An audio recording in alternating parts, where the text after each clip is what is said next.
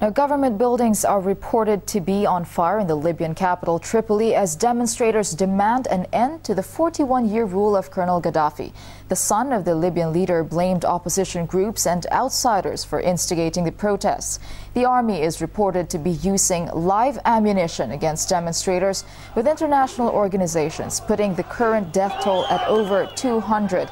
In a televised national address, Seif Al-Islam Gaddafi said this number was exaggerated, also dismissing reports that his father has fled the country. Meanwhile, the unrest continues to spread further through the region, with protests in Yemen, Bahrain and Morocco. Regional expert Adrian Salbuchi says that global dominance groups are behind the wave of revolts.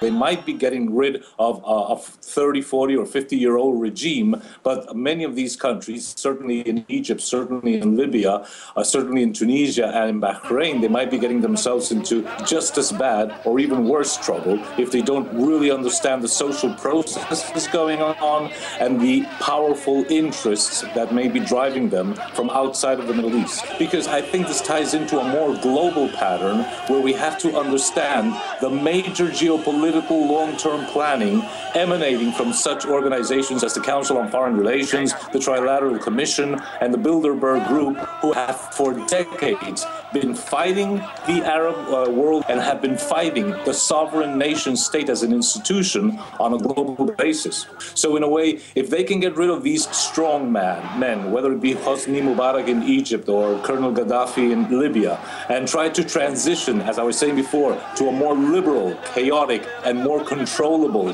Western-style democracy, that would serve their interests. So I think we have to be very careful about the various readings that we make of this. It's very important that both the protesters on the one side and the government on the other side, whether it be in Egypt, whether it be in Libya, whether it be in Bahrain or in Tunisia, should understand the powerful social forces they are up against, the psychological warfare tactics that are being used, and they should not allow themselves, either side, to be used by interests and objectives which are completely outside the interest of the Libyans or the Egyptians or the Tunisians or the Iraqis or just about any country that is having such turmoil in the Middle East at present.